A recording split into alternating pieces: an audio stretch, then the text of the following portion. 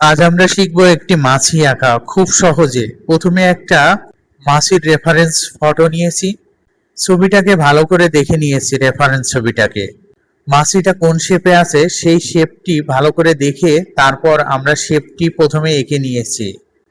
Shape এঁকে নিলে ছবিটা খুব সহজ হয়ে যাবে। তাই তারপর মাছির মাথাটা আঁকার চেষ্টা করলাম একটা ডিম্বাকৃতির বৃত্ত দিয়ে।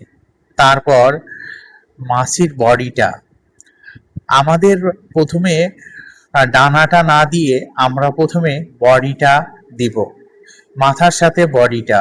দেখুন বডিটা কত সহজে দিয়েছি। তারপর আমরা ডানা দেওয়ার চেষ্টা করব। দেখুন আমি রেফারেন্স ছবিটা দেখে দেখে চেষ্টা করতেছি, তাই খুব সহজেই আমি আঁকতে পারছি। আঁকার আগে রেফারেন্স ছবিটাকে ভালো করে দেখে নিতে হবে, তাহলেই কিন্তু সহজ হবে। তারপর আঁকার সময়ও বারবার রেফারেন্স ছবির দিকে তাকাতে হবে আর বারবার আঁকার চেষ্টা করতে হবে দেখে দেখে, তাহলে খুব সহজেই আঁকতে পারবেন। আমি কিন্তু এই পদ্ধতিতেই আঁকি।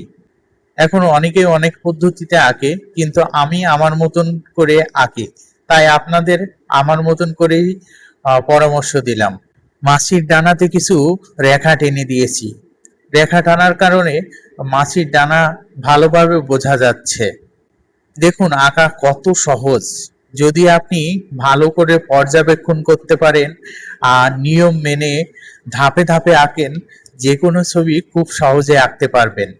আর আমি আপনাদের শেখাবো খুব সহজ পদ্ধতিতে বিভিন্ন ধরনের ছবি আঁকা। তাই যদি আপনি আমাকে নতুন দেখে থাকেন তাহলে অবশ্যই আমাকে ফলো করবেন।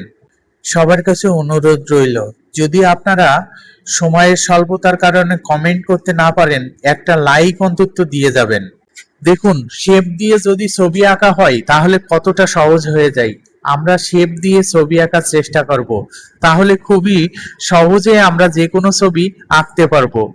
দেখুন ধাপে ধাপে যদি আমরা একটা শেপ দিয়ে তারপর হালকা করে যে কোনো ছবির যদি শেপ তৈরি করতে পারি, তারপর ডিটেলে যাই, তাহলে সেই ছবিটা কত সহজে রিয়েলিস্টিক ভাবে ফুটে তোলে। আর শেপ ছাড়া কোনোদিনও ভালো ছবি আঁকা সম্ভব না আমি মনে করি। তাই আমি প্রতিটা ছবি শেপ দিয়ে করার চেষ্টা করি, আপনারাও করবেন। যদি শেষ পর্যন্ত এই ভিডিওটি দেখে থাকেন তাহলে কমেন্টে লিখবেন শিখতে আমাকে হবেই, তাহলে আমি নতুন নতুন ভিডিও আপনাদের মাঝে উপস্থাপন করব। ধন্যবাদ সবাইকে।